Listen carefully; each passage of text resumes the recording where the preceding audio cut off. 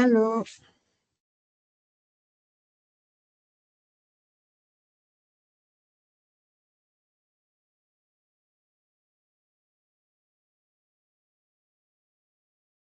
Will you accept people coming in? Yeah, Clara? I accept them now, okay? Okay.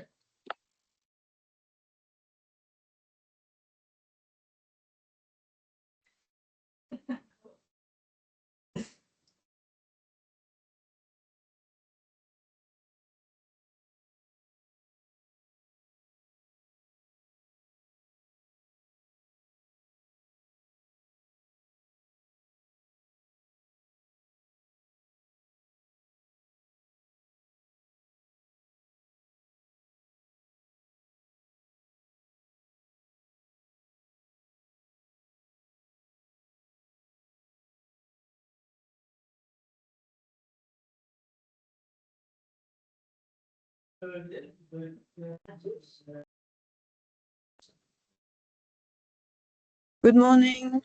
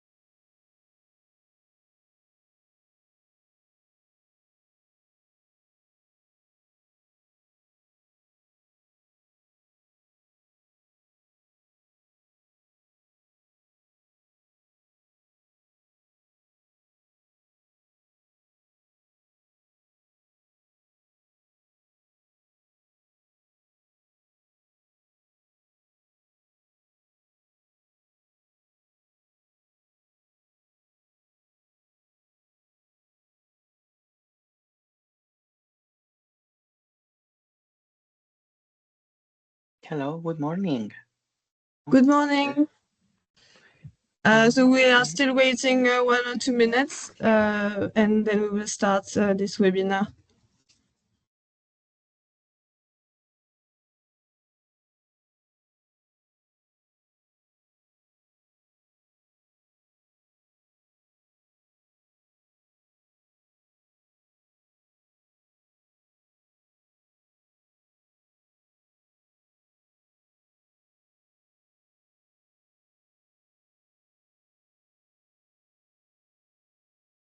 So good morning, everyone. I suggest to start also because we've got a few guidelines for this webinar that I would like to present to you first.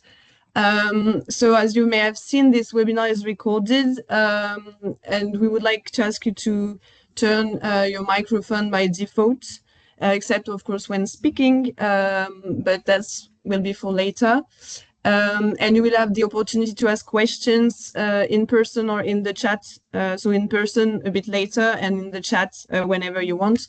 And we will, of course, answer this question at a point.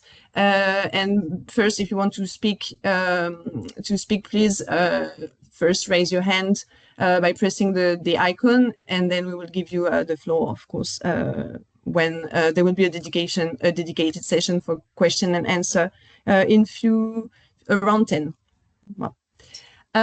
So I will start, so I'm Clara Cornart, and I'm the lead partner of this LEZ4All project. I'm working for Auxilia, and we are a consultancy on ecological transition based in France.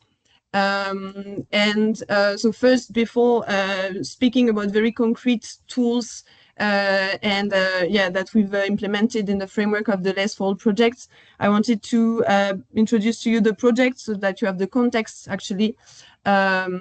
So first, it's a European project, this LEZ4All project, co-funded by the Erasmus Plus program, and it is a 2-year project. So it started at the beginning of 2024, and it will end at the end of this year. So why did we create this project?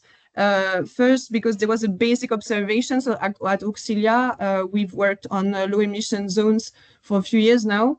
And we've seen that in France, so low emission zones, they are efficient. It's an efficient tool to improve air quality in urban areas. But however, it is not a very social tool because by banning the most outdated and polluting vehicles, you exclude, the risk is to exclude the most vulnerable people who can't afford changing their private vehicle, and they can't afford also sometimes financing alternative means of transport. So it's not very social measures that what we've seen in France. And when talking to our colleagues in Belgium and Spain, we've seen that it's of course the exact same problem in other countries. And because it's an Erasmus Plus project, we are targeting professionals actually. And the idea of the project was to see how the professional of the mobility world could better interact with the social world in order to make these low emission zones actually more social, and also so to mix social and environmental justice when implementing low emission zones. So what we've seen in France and in Spain and in Belgium is that the mobility professionals who are designing and implementing the low emission zones, they don't know well the social workers on their territory, and so they are not very, therefore they're not really able to adapt the low emission zone and see the impact, the social impact of these tools on their territory.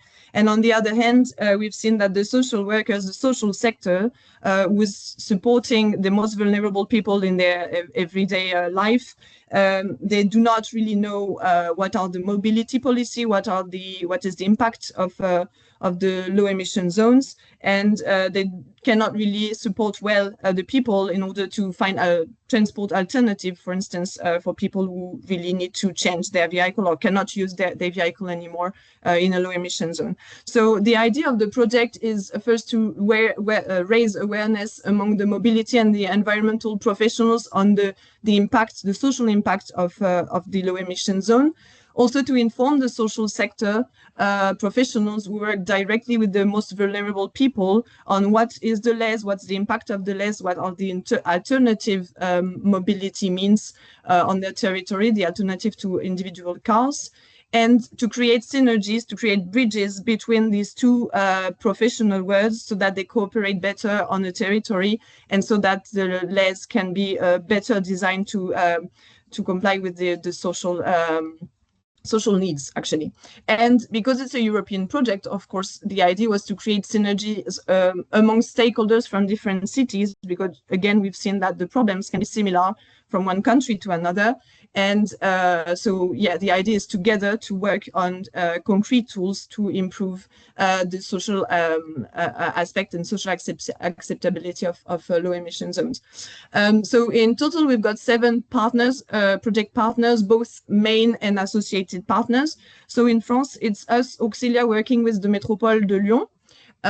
In Brussels, in Belgium, it's Brussels Environnement and Brussels Mobilité working together.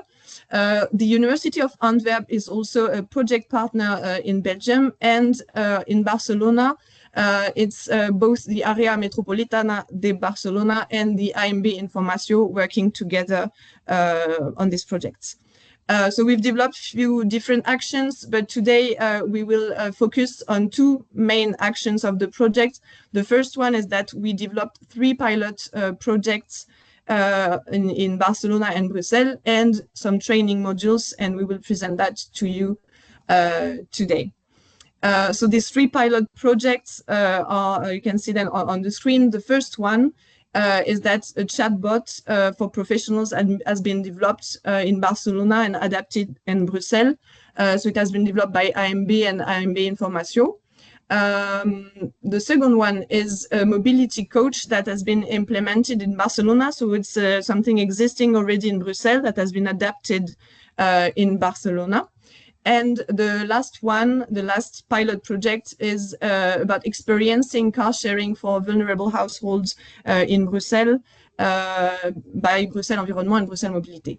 And the last concrete tool that we will present to you is a professional training module that we developed at Auxilia, and that is currently being tested in the different territories. So that was the introduction to the project. And so now I will give the floor to Eva for AMB Informatio to present the first pilot project, which is developing a chatbot in Barcelona and Brussels for professionals. Hello, everybody. Thanks for joining the webinar. Will you pass the slides for me, Clara? Or... thank you. So we wanted to share with you our experience with this new tool we have created for supporting professionals that are in contact with final citizens, especially as this project focus on vulnerable people, those citizens that are affected by low emission zones, and they have some contact with professionals. Mainly, we were thinking on citizen attention services, so that those of offices from the city councils or social services that are in contact with citizens, and they get many questions from them, and they are faced with the challenge to get to understand and know all the complexity of the low emission zone and in general mobility information, which is very wide and changing with time. And they have to digest that information and find what is the best solution for those citizens. And sometimes, many times, this is a very challenging situation for them. So ideally, what we thought was needed is somehow a tool that will adapt and let them navigate through the information and guide them through making the right questions to the citizens to find the best solution for them. So, for example, in Barcelona, we have 15 different types of low emission zone authorizations, and it depends on the activity of the vehicle or in the income of the people. So many different situations, and the same with social measures like we may have subsidized public transport ticketing. So regarding this quantity of information, that especially those that are not specialized in low emission zone, we are lucky that we have a team of people on board that are specialized in this, and they know a lot. But there is other professionals that they have to give information not only about this, but also about any other measures in the city council. So please, next slide. So thinking about this digital solution,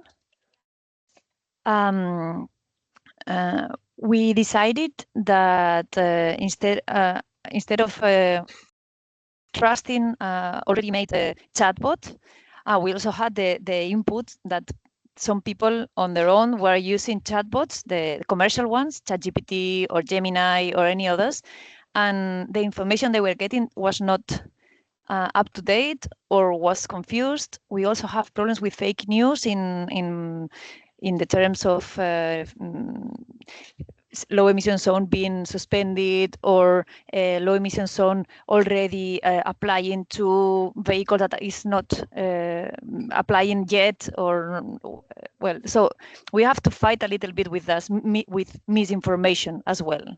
So we decided we wanted to control the information that was feeding the system and would only be official information that is really well curated by us.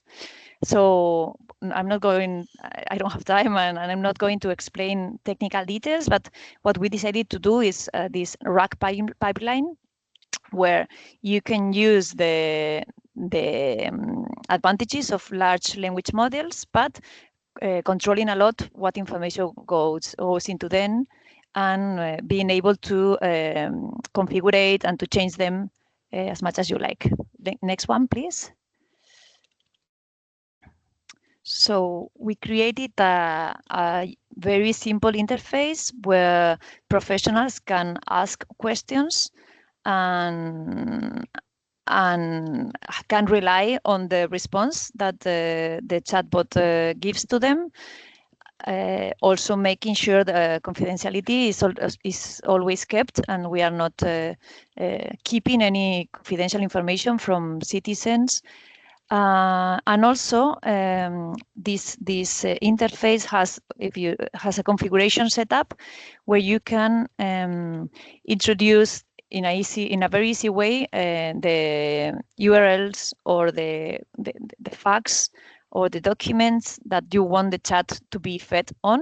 So the professionals that will be maintaining this tool have, I think, it's a quite easy way of keeping it up to date and well accurate. Please, next one. So here would be some examples of queries that you may ask to the chatbot.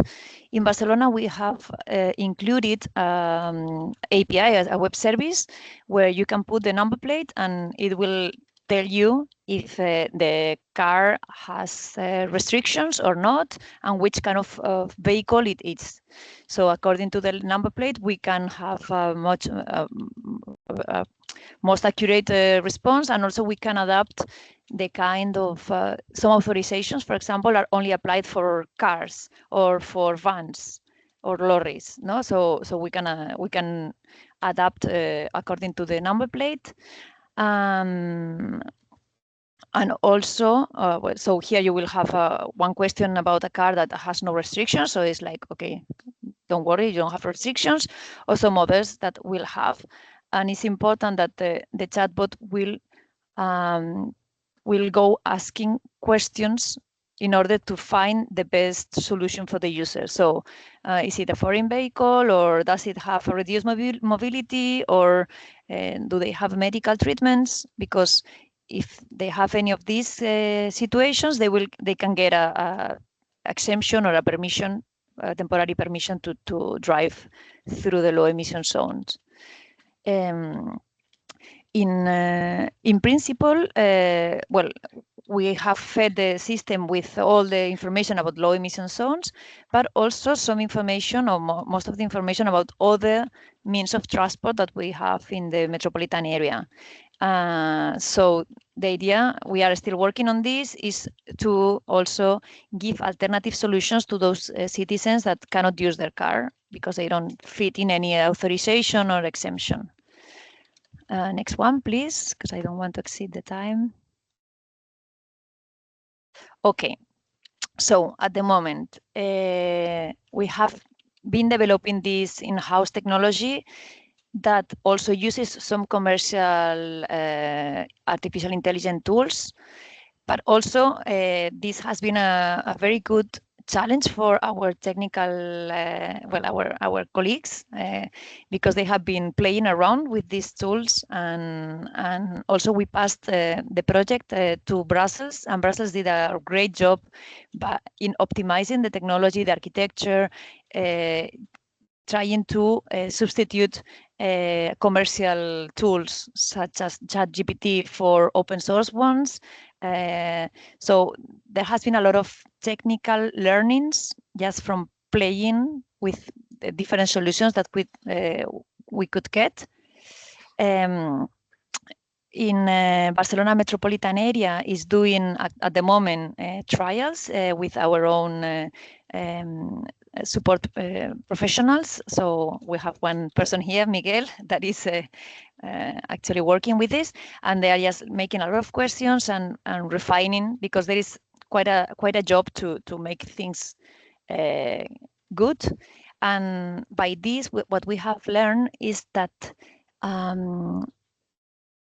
we have detected some things that were not very well explained in our web pages or in our facts, in our frequently asked questions. So this project is also helping us to improve our information in general to the citizens, and we are doing a fine job now to tune everything. And in the side of Brussels, they implemented the project on premises. They tried a lot of technologies and different ways of doing it. And they also tried making questions and seeing how quick and how good the responses were. And they had a very good learning with this, I believe.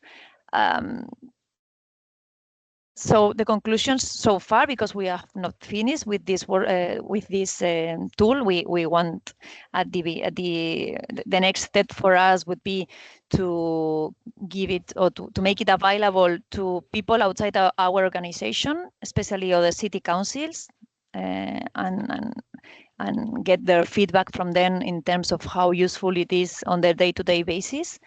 But up to date, the conclusion is that the idea is powerful and considered useful by final users. And especially, it's useful if your answer cannot be found online because either it's private or brand new, or you are not making the right question and you need some guide on making the right questions. So, and that is one of the.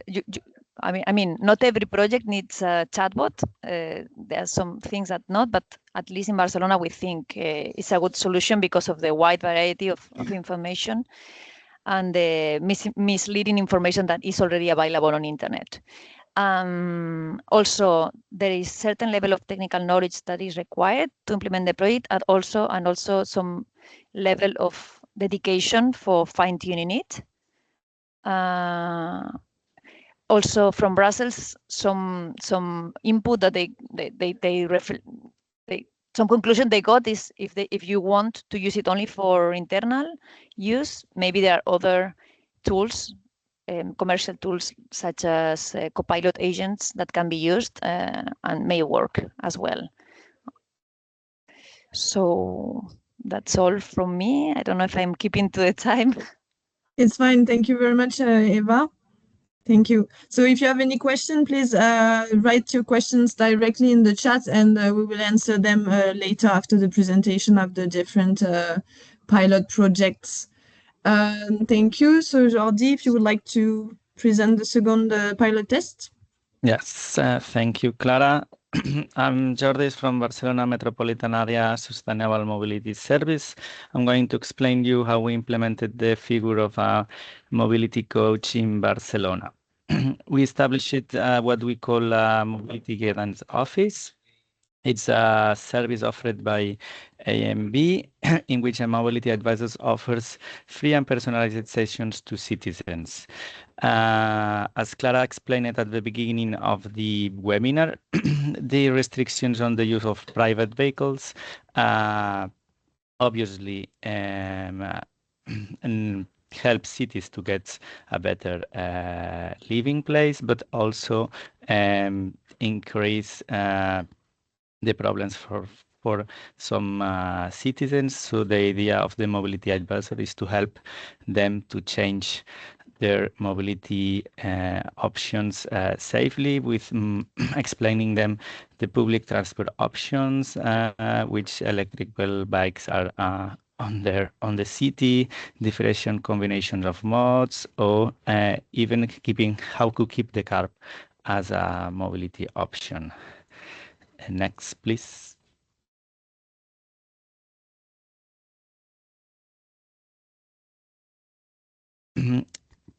So that's what we implemented this mobility guidance office. That's some examples of the image that we developed ad hoc for the office, giving some questions at which alternative to a car I have, or which transport type is more convenient for me.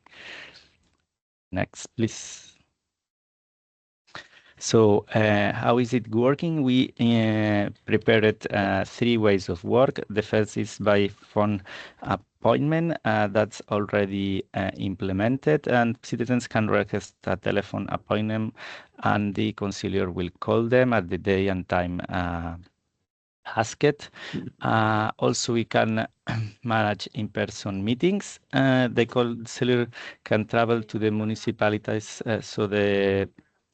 to have the interface there in person with the citizens.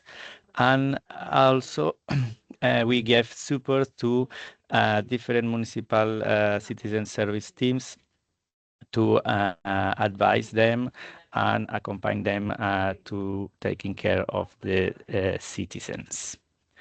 Next, please. So, as I said, we have implemented it in the telephone appointment is working yet, and we are now working on implementing it in 2 municipalities, Santa Coloma de Gramenet and San Vicente dels Dors, which Santa Coloma have just implemented the low emission zone this last year, and San Vicente is working to implement it during this 2026. And we also have the interest of Sant Cugat del Vallès and El Prat de Llobregat to implement the office, and these are 2 municipalities that already have the low emission zones implemented. Del Prat de Llobregat is from 2025, and Sant Cugat del Vallès is from 2021. So that the different situations. And I think that's all. If I'm not wrong, Yeah. there are no more slides. So if you have any questions, please. Yeah, thank you very much, Jordi. Yeah, there are already a few questions for the chatbot, but we will take them later. So the last pilot project is actually experiencing car sharing for vulnerable households in Brussels. Marion, if you would like to present it. Sure, thank you, Clara. So we just have a little sound problem. Okay, we're good. Thank you. Before to talk about the mobility test, I just wanted to give you a quick picture of the low emission zone in Brussels and the exemption and support measures already existing. So before we started the test, there was already a possibility to buy some day pass to access the low emission zone. And there are multiple exemptions for instance, people who are caregivers for someone in their family or person with a disability. The full list is, of course, available on the low emission zone website. Then to support adaptation, we already had measures that is a measure that is a financial grant, so the Bruxelles grant. According to their income, people can receive between around 500 and 1,100 euro to finance a mobility alternative if they renounce their car. And of course, we already had the mobility coach service, and that was previously described, so to help people find alternatives if they need to. But this service works only on demand. Only in few instances, we really approach citizens to try to help them select alternative. And of course, this is all part of a larger mobility plan where we developed a lot of infrastructures to try to help people to adapt and adopt more sustainable mobility solutions. Next slide, please. But in spite of that, when we look at the numbers of motorized households in Brussels, we could see that regarding the last milestone of the low emission zone, the people who owned the most cars that were going to be affected by this milestone were mostly people with low income, hence the urge to work closely with some of them. To try to work closely with some of them to help them shift their mobility. So we have a population of poor car owners, so people who we believe are really depriving themselves from other things because of the fact that they own a car, of about 6% of people in Brussels. So that's that of the Brussels population. So these are really the people we were trying to reach. And next slide, please. And we did so by working in partnership with 6 social organizations. So we selected various social organizations. So we had 2 community centers, 1 social housing company, 1 cycling school that teach people to cycle, an employment support organization, and a home care provider company.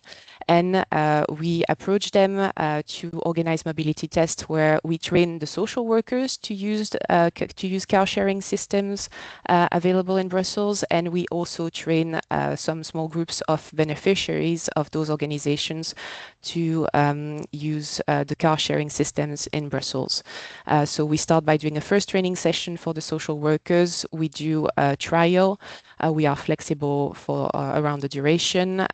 We give the social workers a budget to try those car sharing systems.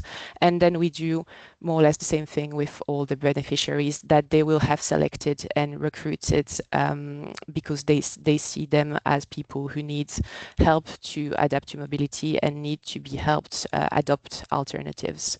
And so our mobility coach is providing support, offering, giving them encouragements, but also, of course, technical support, answering any questions they might have about the car sharing systems. And then at the end, we organize debriefs with all the parties, the social workers and the participants, to try to see if, thanks to this, this experience, they consider shifting their mobility. Next slide, please.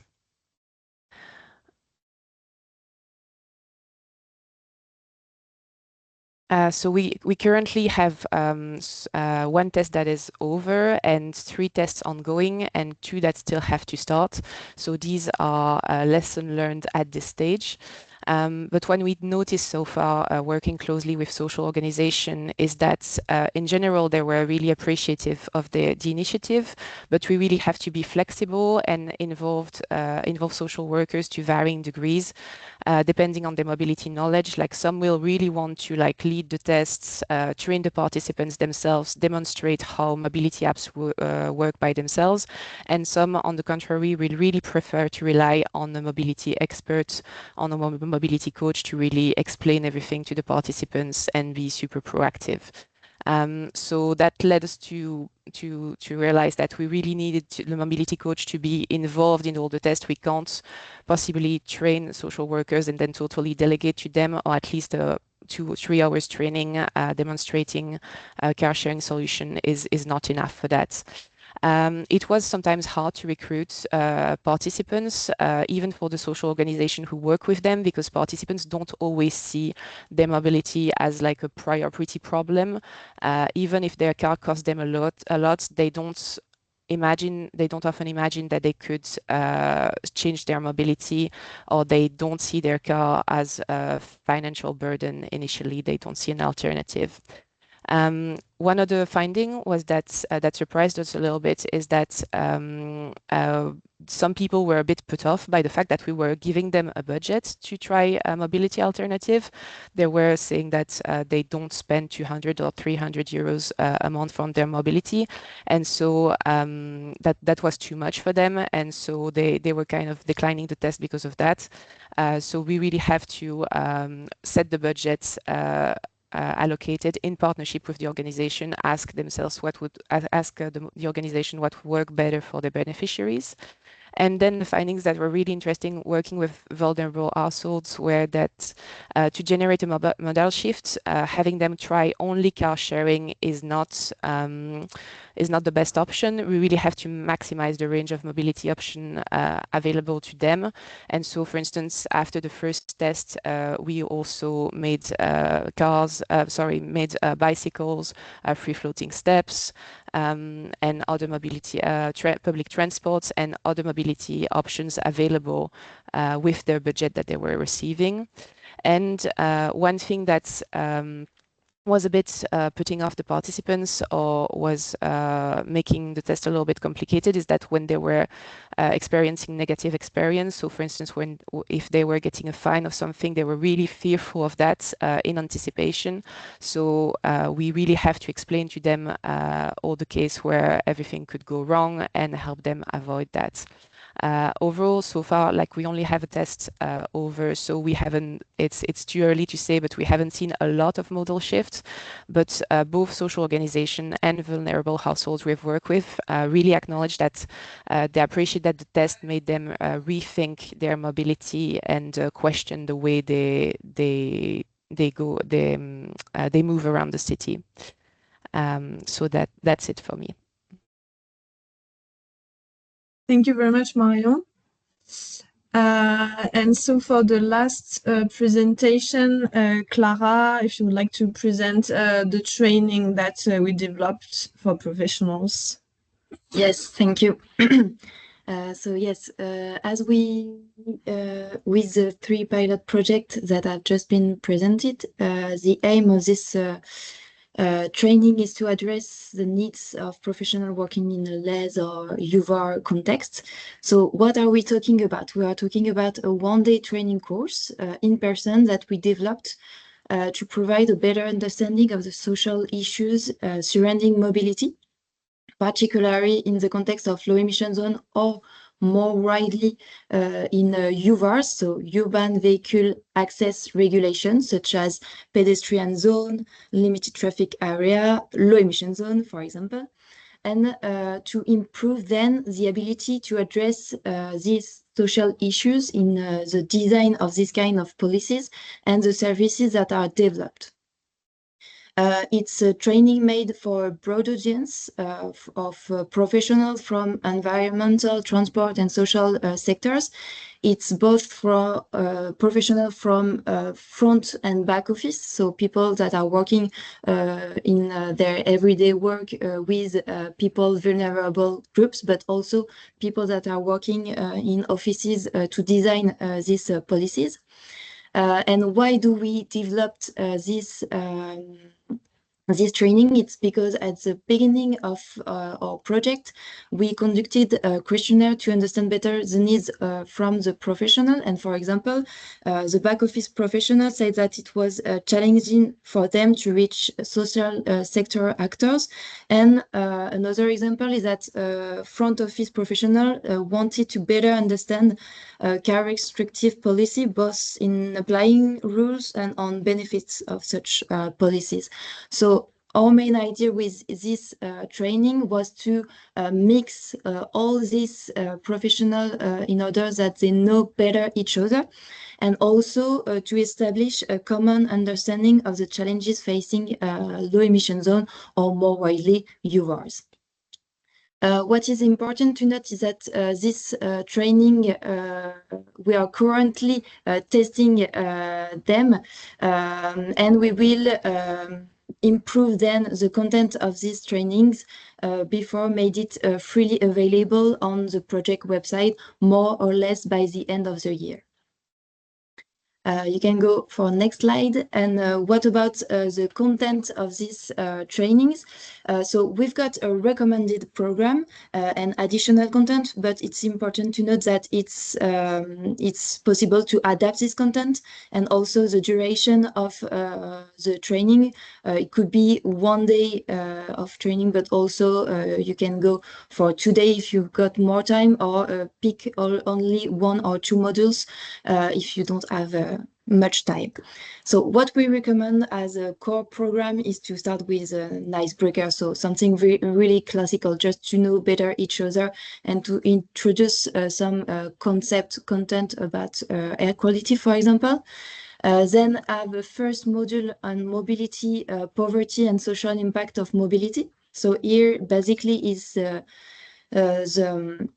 the objective is to define what is mobility poverty and to know better what are the mobility barriers and the vulnerable groups facing them.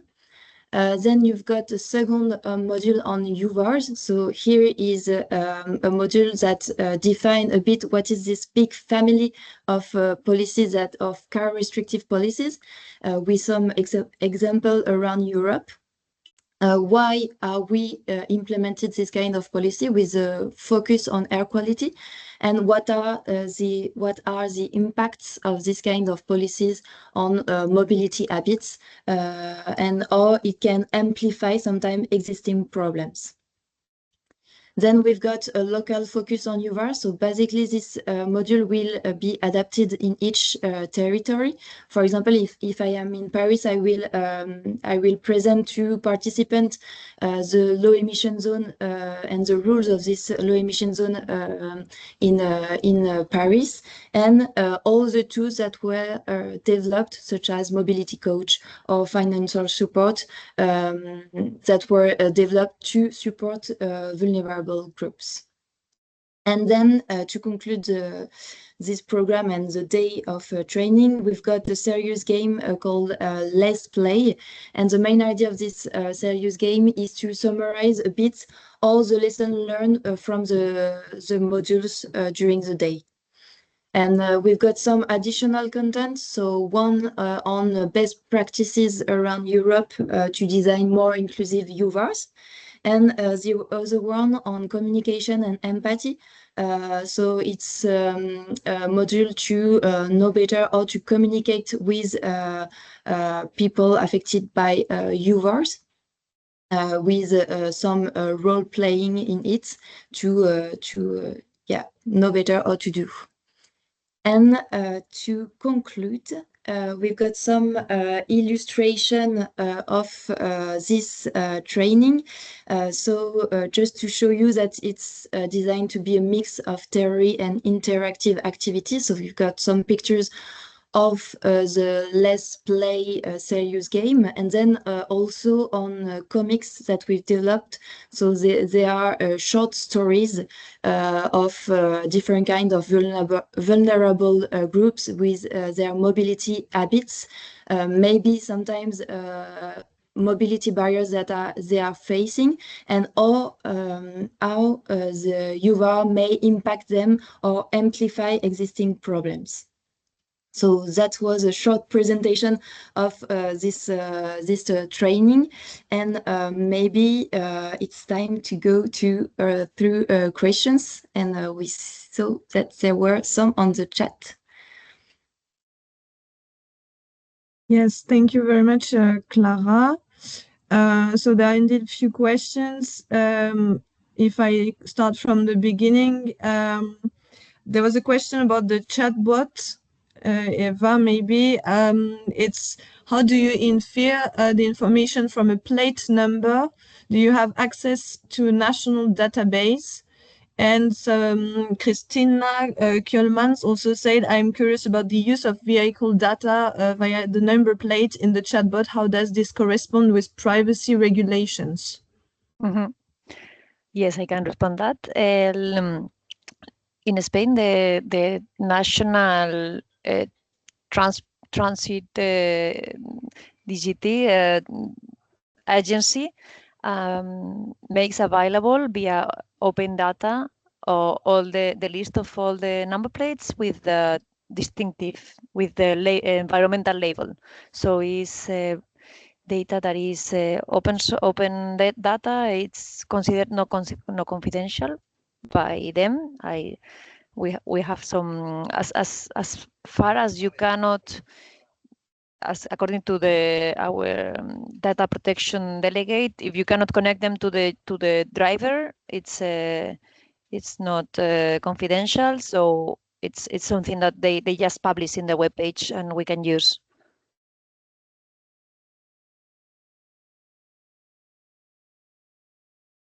If you would like to add on your question, the people who wrote in the chat, do not hesitate also to open your mic and just precise your question if there's a need for that. Yes. Otherwise, there was another question from Zoe Fancho regarding the mobility coach. Do the mobility advisors give information or can they accompany the person on a bus, for example, so that they can learn the route, how to get a ticket, validate it, etc., etc.? That's a good question. We also talked internally about that. Of course, the mobility coach give all the information and explains everything, but by now we are not accompanying people on the road or on the transport services, but it's a good idea to improvements or future developings on this service if we get more obviously resources, because that requires a lot of more time dedication to each person. And I have a question for Brussels also, because the mobility coach is it comes from Brussels actually. How does it work in Brussels? So in Brussels, in the normal mobility coach service, the mobility coach also doesn't go in the field to show people how to do things, except few exceptions. But in the context of the mobility test that we ran, he did. So we start with, when we do training session, it's 3 hours. And the mobility coach gives like 1 hour of theoretical training explaining all the car sharing and mobility systems. And then we do 2 hours of demonstration. So generally it's more showing how the car sharing system works than showing how the buses works, but it can also happen. Thank you. There was a question by Arsène Louzolo. Is there any type of financial grant included in Bruxelles to help citizens transition from high emission cars to low emission vehicles or EVs? I've seen that Alice Gérard answered, but if you would like maybe to precise it out loud. Yes, so the Brussels Air grant we do not have money for buying a new car. It's only for alternatives of the mobility, and only if the people they leave their car for 1 year. But we do have a grant for professionals who need to change their van because of the LEZ. So it's an amount until 16,000 euros to change the van if it's a zero emission van.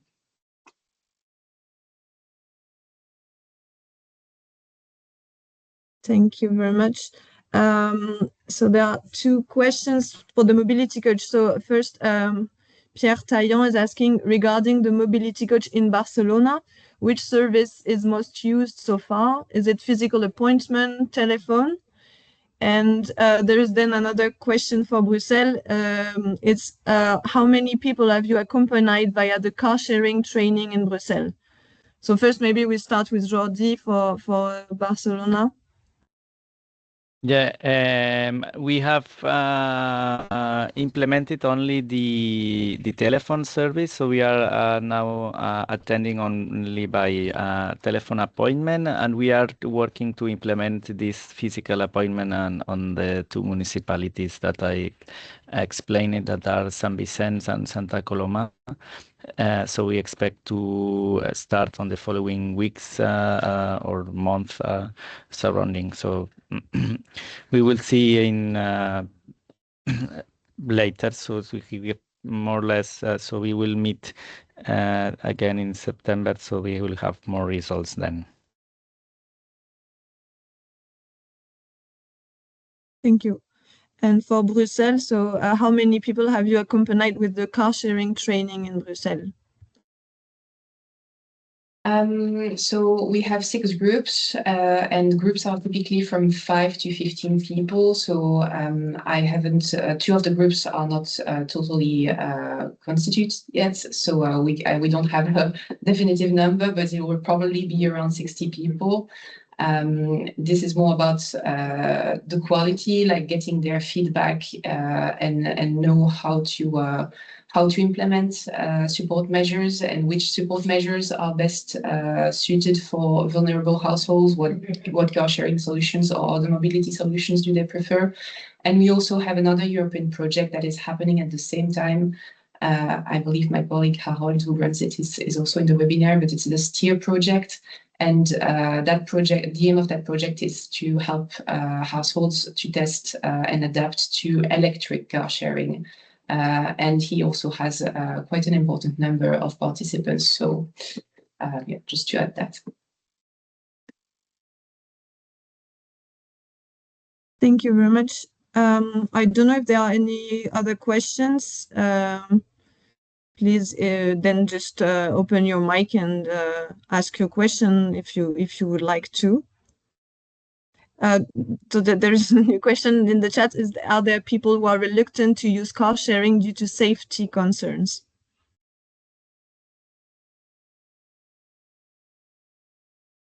So far, from the feedback that we had, safety was not the concern that was raised often. Participants are more worried or reluctant to use car sharing because they just don't know how to use the apps, the numerical barrier.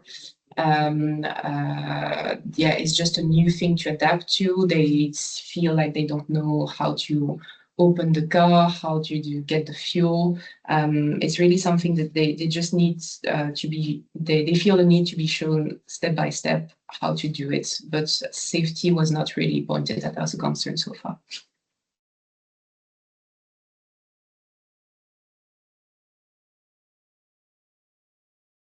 Thank you, Marion. If there is any other question, do not hesitate. Yeah, Nicolas? Yeah, maybe it's not really a question, but like more a feedback, because the training models, like Clara has introduced the training models, and we had the first pilot test of the training models last week in Brussels, and it was quite an interesting experience to bring together people both from the mobility sector, the social sector, front office worker, back office workers. So it was quite interesting. The training can be adapted to the local context. What we did, for instance, was to adapt some of the information that were, or some of the data that were about France, and we adapted to the Belgian context. But the feedback we had, we also had some feedback moment where people could react and comment, and overall it was quite positive, and we count on repeating it again, trying with the different target audience this time, where there were quite a few people who knew already a lot about the topic, and it was useful to hear their feedback. But next time we'll try to do with people who know little about the topics, and so we'll try to see how what works and what doesn't work. But overall, it was an interesting experience. To more than a training, it was more like a workshop to exchange and bring together people and transform some of the material that we share into lived knowledge from people who see the same thing, but from a very different perspective. So I'm happy to exchange more with those who might be interested also in the next days or weeks. Yeah, thank you, Nicolas. Indeed, it's very. I will show you in the last slide also something about that. But do not hesitate if you're interested in the trainings to contact us, and we'll be very happy to come on your territory and do this training for you. And there is another question in the chat. It's is digital and administrative precarity a barrier to using sustainable alternatives of transport? So I don't know who would like to answer. I think it's kind of a broad question. So I don't know in Brussels or Barcelona if you would like to say something about that. No? Yeah. Yeah, Jordi? Oh, sorry. Well, No, actually it is. So it's that's the objective that we look for with this project, is just to cross these kind of barriers, because transport technicians, we plan the measures not taking care of this kind of precarities. So and social services have some so need to work hard them. So the idea is to think more about this kind of barriers in the terms of mobility, and give tools to our colleagues from social services to cross them.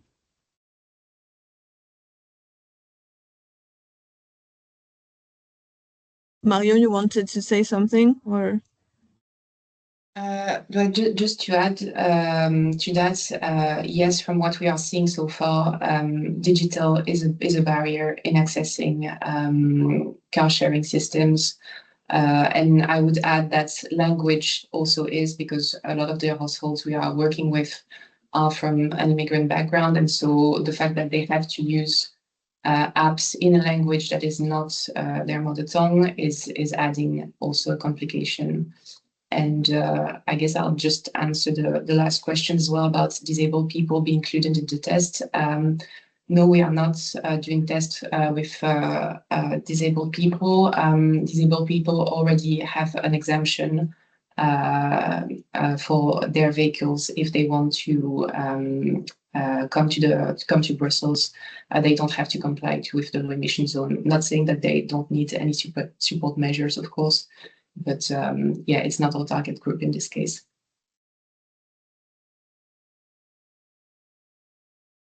Thank you very much. Is there a last question? If not, then just to conclude this webinar. So actually, there are a few things going on in the project. So as mentioned, we are organizing training modules currently.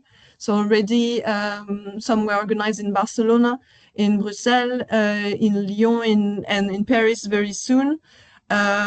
Soon in Bordeaux as well, all that in 2026. So if you would like to host a training, do not hesitate to contact us. We will see what is feasible, and it's of course for free because it's a test again. So yeah, you've got all the email addresses. We will put that in the chat. So do not hesitate to contact me actually, and I will then discuss that with the partners so that we can see who is the most suitable partner to come to do the training on your territory. Also, there is a professional network that we created on LinkedIn. You can join us. It's to discuss, I mean, all the low emission zones, and just to also give some good practices, to share experiences among professionals, both of the social and the mobility sector. So you've got the QR code if you want to join. And very important, we are organizing the final event, the final conference of the project in Brussels on the 22nd of September 2026.